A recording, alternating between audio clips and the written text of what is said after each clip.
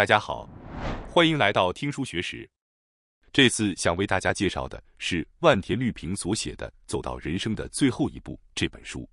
今天视频的内容包括以下2个部分：第一，到了2030年，即使想结束生命，也很难被允许轻易离开的时代很可能会到来。第二，能够一直走到生命最后一天的健康老人所共有的3个特点。那么，首先从第一部分开始。到了2030年，即使想结束生命，也很难被允许轻易离开的时代很可能会到来。首先要介绍的第一个真相是，在这个不让人死去的时代里，一个事实是，停止输液后，约80%的高龄老人反而会变得更有精神。其实人类也是一样的，人并不是因为不吃东西才会死亡。当寿命将近，死亡临近时，人会自然地逐渐吃不下东西，也就是说，身体是在主动放弃能量，人会逐渐不再进食，然后慢慢走向死亡。这种方式其实是最自然、痛苦最少的死亡方式。然而，在日本的医疗体系中，这种安静自然的结束往往并不被允许。医生常常会说，这样还不够，再加1瓶，再加1瓶。于是输液越来越多。这正是日本许多临终现场的真实情况。明明寿命已经接近终点，却被认为是营养不足，于是开始输液，然后继续说还不够，还不够，于是不断增加输液管。即使身体已经因为营养过多而达到极限，仍然被要求继续坚持，不要死，继续延长寿命。这样做的结果并不是让人恢复健康，只是让痛苦的时间被延长而已。然而，之所以要尽量延长生命，其实很多时候是家属或医院等他人的方便。明明本人已经非常痛苦，却无法被允许离开人世。大家会希望自己以这样的方式结束生命吗？本书的作者认为，当人已经吃不下东西时，最好连输液也不要再进行。当寿命接近终点时，人自然会吃不下东西。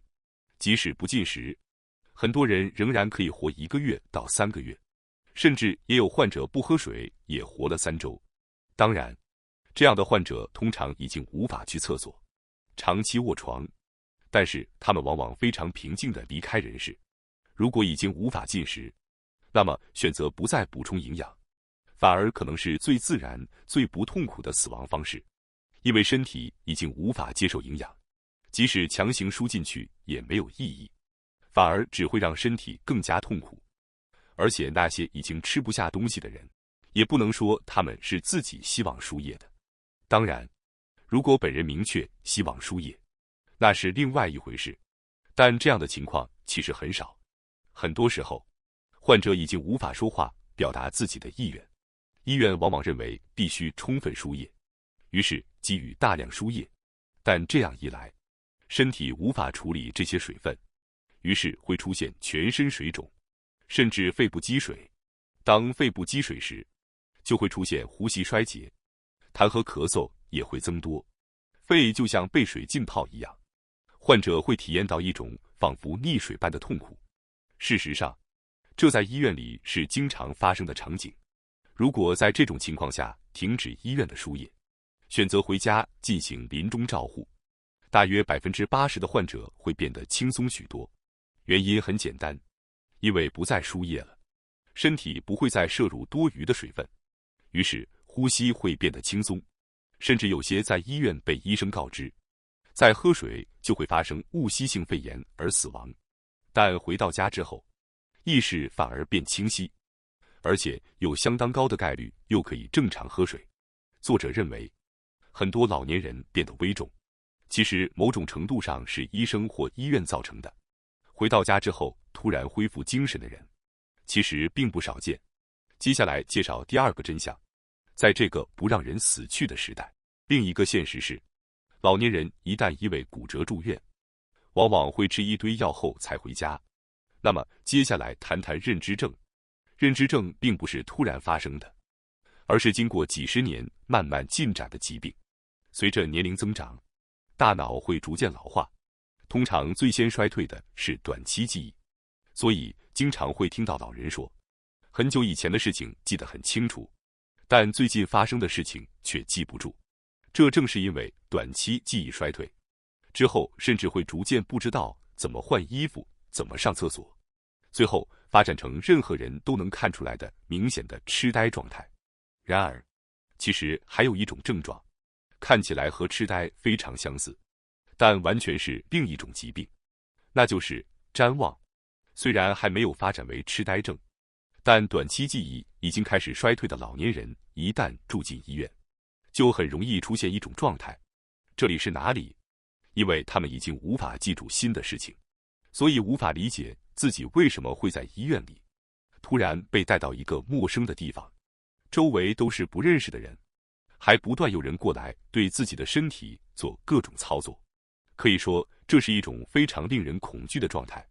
当然，人也会因此陷入恐慌。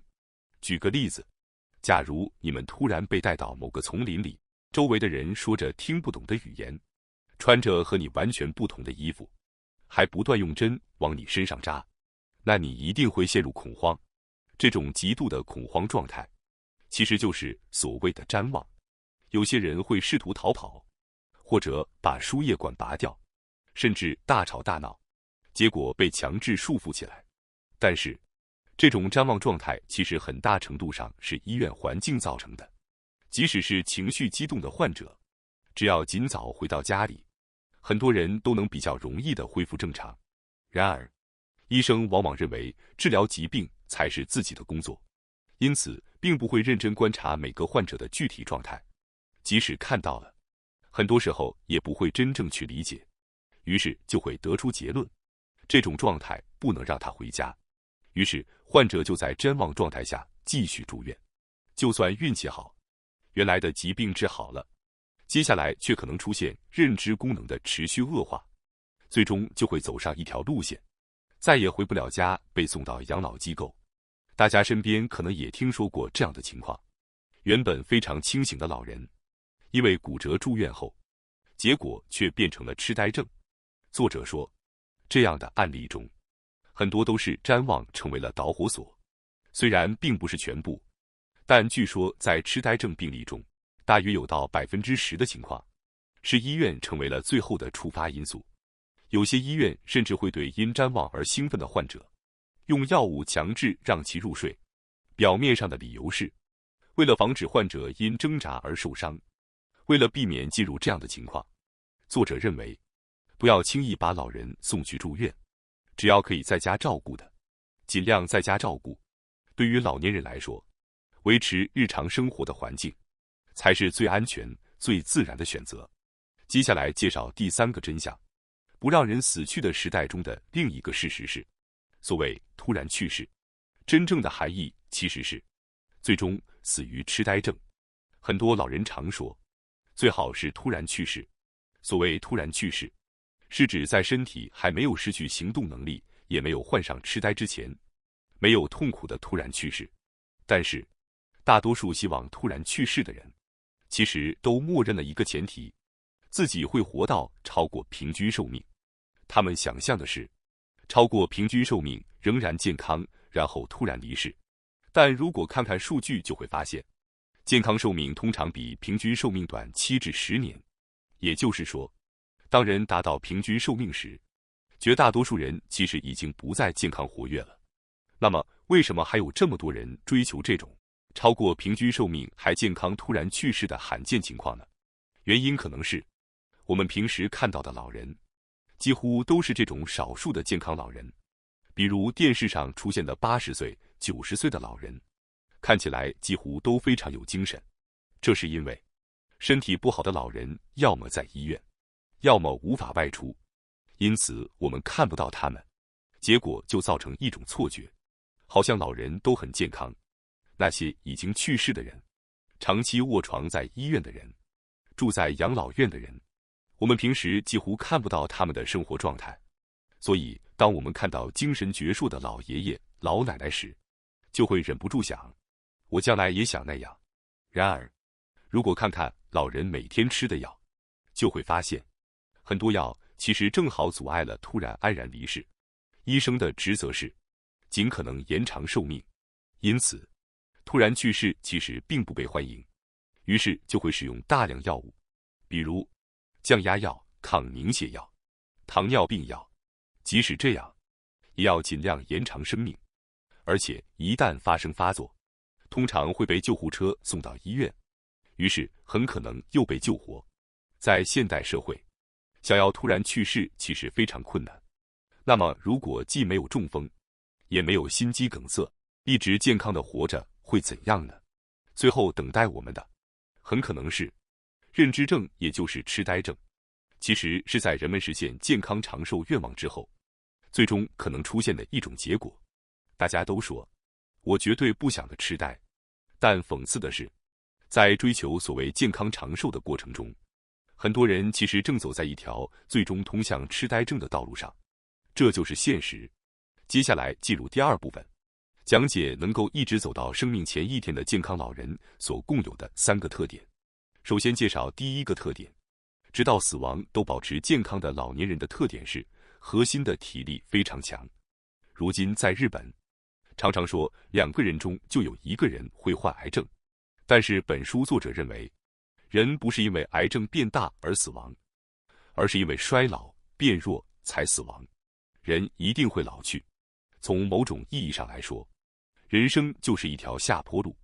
无论吃多么好的食物，无论做多少有益健康的事情，都不可能回到上坡。人是绝对不可能变年轻的。人并不是因为得了癌症才死，而是因为身体变弱了才死。实际上，即使癌症变大，仍然可以活下去的人也有很多。但是即使是这样的人，也终究会迎来身体变得痛苦，无法再行走的那一天。当癌症进展后，通常会进行抗癌药治疗，但在某一个阶段，化疗的副作用会超过治疗效果。作者认为，那就是应该停止化疗的时机。然而，有些医生因为不想被认为放弃治疗，即使患者即将去世，也不停止化疗。可以说，这是被医生的自尊心支配了。结果就是，患者直到死亡为止都要一直承受痛苦。作者认为，这样的医生其实是在为了自己的面子而让患者受苦。作者甚至表示，有时停止化疗，反而可能活得更久。不过，如果停止化疗之后，只是变成等待死亡的时间，那对患者来说也是非常可怕的。因此，更重要的是，尽量让剩下的时间变成快乐的时间。如果想要一直快乐地活到最后，就要靠自己的双脚站立，一直走到进入棺材的那一刻。只要还能走一点路，就应该好好夸奖自己，因为人只要还能走，就不会死。能够走路，说明身体还在努力运作。只要还能努力，人就不会死，因为还能努力，说明大脑仍然年轻。所以，只要观察一个人走路速度、步幅大小，就大致能判断他的寿命情况。那么，想要一直靠自己走路，最重要的是什么呢？简单来说就是核心的耐力。这里有一个非常重要的观点，衰老和疲劳是完全不同的东西。所谓疲劳，就是身体已经无法支撑自己，核心耐力已经达到极限。因此，在接受衰老的同时，最重要的是避免出现这种状态。啊，好累，已经站不住了。这里可以做一个简单的测试，请现在把背挺直，不靠椅背坐着。如果你能做到，就说明你拥有核心耐力，因为这是耐力。所以，像马拉松选手一样，只要有细小的肌肉就足够了，并不需要粗壮的肌肉。只要核心耐力足够，即使很瘦的人也可以走路。健康的人走路时，不会靠着东西走。作者说，他在长期治疗癌症的过程中见过一些人，体重只剩25公斤左右，但仍然能走路。这样的人都有一个共同特点，姿势非常挺拔。因此，我们在日常生活中应该注意，站立时挺直背部，坐着时也要挺直背部。例如，书法家、画家等很多老师，平时都是坐着工作的，但他们习惯长时间挺直背部坐着，因此他们的核心耐力很强，不容易疲劳，甚至可以一直走到生命结束。一个简单的判断方法：能挺直背坐30分钟的人能走30分钟，只能挺直背坐3分钟的人只能走3分钟。也就是说，我们走路并不仅仅靠腿部肌肉，而是靠全身的耐力系统。然而，尽管走到生命最后非常重要，一旦因为某个原因住院，医院往往不会让患者走路，即使病好了可以走路，有些家属也会因为怕危险而不让老人走。在医院或护理机构中，如果患者走路摔倒导致骨折，责任可能会落到护士或医院身上。因此，为了避免责任，即使知道对患者不好，也不让患者走路。当人无法再走路的时候，就会失去努力的能力。一旦如此，依靠自己力量活下去的意志也会逐渐消失。事实上，有很多案例是，在住院期间无法走路的患者，回到家后又重新能够走路了。当然，也确实存在无论怎么努力也无法挽救的生命。人终究都会有寿命，无论进行多少不让人死去的治疗，寿命最终还是会到来。但是用自己的双脚站立走路，对于患者来说是非常值得努力去做的一件事。接下来介绍第二个特点：一直健康到生命最后的老年人，通常平时都会吃米饭和肉。那么问题来了，为了让身体的每一个细胞都活跃的运作，需要什么呢？答案是水、氧气、营养。血液会流经全身，把氧气、水和营养输送到所有细胞，然后血液会在肾脏过滤，在肺部把二氧化碳换成氧气，再回到心脏，继续把氧气、营养和水输送到身体各处。我们此刻正是靠着这个循环活着。那么在这个过程中最重要的营养是什么呢？答案是糖、碳水化合物。就像血糖这个词一样，在人体中最消耗糖分的2个器官是大脑、心脏。事实上，这2个器官就消耗了人体绝大部分的糖。所有细胞的能量来源基本都是糖。有些人认为，为了不给癌细胞提供营养，应该不摄入糖。但作者认为，人体所有细胞都需要糖才能生存。糖通过血液循环到全身，如果为了不给癌细胞提供营养而完全不吃糖，那大脑和心脏也无法正常工作。如果糖不足，身体就只能分解肌肉来制造糖，勉强维持运作。结果就是身体越来越瘦，越来越虚弱，反而更快衰弱，更早死亡。此外，人体的细胞包括骨头，一直在不断更新替换。例如，头发会掉，皮肤会脱落，这些都是细胞更新的结果。那么不会更新的细胞在哪里呢？其实只有2个地方：大脑、心脏。如果大脑细胞不断替换，那我们的记忆就会消失。另一方面，更新速度最快的细胞是血液、口腔黏膜、食道等黏膜组织，还有一些器官。同样，化疗药物影响最大的也是这些快速更新的细胞。所以在化疗时常见的副作用是掉头发、味觉消失。而这些不断新生的细胞所需要的原材料就是蛋白质。如果不摄入蛋白质，新细胞就无法生成。想要拥有健康的皮肤，也需要蛋白质；想要健康的头发，也离不开蛋白质。如果年纪大了以后不再摄入蛋白质，衰老就会迅速加快。因此，经常吃肉的人，即使年纪大了也会显得更年轻。所以，如果因为化疗导致掉头发、味觉障碍，想要恢复得更快，积极摄入蛋白质非常重要。不过，现在常常听到一种说法，肾病患者应该限制蛋白质摄入。确实，在肾病情况下，减少蛋白质摄入可以延长肾脏寿命。但作者提出一个思考：如果你已经是60岁或70岁以上的老人，情况可能就不同了。当寿命已经开始看得见的时候，也可以有另一种价值观：与其保护肾脏却失去走路能力，不如保持能走路的身体，即使肾脏先衰竭而离世，这其实是个人价值观的选择。也就是说，多摄入蛋白质，即使肾脏变差，也要保持能走路到最后。这种人生观也是完全合理的选择。接下来介绍第3个特点：健康到最后的老年人。肌肉通常具有良好的柔韧性，在人类无法走路之前，通常会先出现无法站起来。站起来有2种方式：用手撑着站起来，不用手站起来。如果已经必须用手才能站起来，说明已经处在快要无法走路的阶段。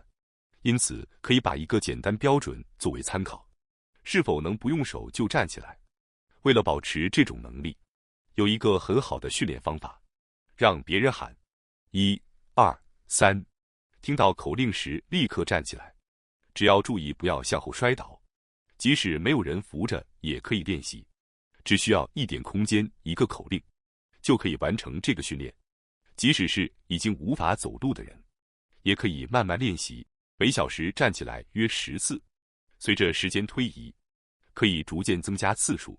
当一个原本无法走路的人一天可以站起来100次左右时，通常就会重新恢复走路能力。因为只要能站起来，人基本就能走路。这里还有一个重要知识：肌肉在承受较大负荷时更容易增长。例如，举重哑铃3次，举轻哑铃100次，哪一种更能增强力量？答案是，举重哑铃3次，轻哑铃100次更适合提高耐力。但如果想提高肌力，就必须增加负荷。除了力量之外，柔韧性也非常重要。有些人其实想走路也有努力的意志，但因为身体疼痛而做不到。随着年龄增长，身体各处出现疼痛是很常见的，但其实有很多情况可以通过拉伸改善。关键是每天坚持做拉伸。如果因为疼痛就不动，等疼痛消失时，手臂可能已经抬不起来了。如果在可以承受的范围内坚持活动，疼痛往往会逐渐减轻。接下来介绍第4个特点：健康到最后的老人通常能够保持良好的吞咽功能。当人无法走路，也无法把痰吐出来的时候，通常也会失去吞咽能力，甚至连喝水都会呛到。如果意识清醒、头脑清楚的人突然只有吞咽能力下降，通常是因为喉咙周围的疾病。这种情况大多数可以通过康复训练改善，但如果是因为年龄增长导致吞咽能力衰退，康复训练成功的概率其实并不高。因为康复是否成功与患者本人的意志力关系很大。即使有再好的康复治疗师，如果患者没有动力，效果也不会出现。因此，首先要做的是，在吃东西时认真意识到吞咽这个动作，这样就能感觉到喉咙复杂的运动，不要像平常那样无意识的咕咚咕咚吞下去，而是要有意识、认真的慢慢吞咽。只要去感受食物现在经过了哪里，这种意识本身就是一种吞咽训练。即使没有癌症等疾病，如果对吞咽能力感到不安，也应该像训练走路的肌肉、核心肌肉一样，主动训练吞咽相关的肌肉。如果一直进行吞咽训练，就有可能一直到生命结束都能正常吃饭而不会呛到。与其害怕衰老，不如在日常生活中通过饮食、运动和良好的习惯，让自己尽可能一直健康的生活到最后。感谢大家收看今天的节目。如果你喜欢我们分享的内容，记得点赞、订阅并开启小铃铛通知，第一时间获取我们的更新。在下次的节目中，我们将继续为大家分享更多有益的书籍。再次感谢大家的支持，我们下期再见。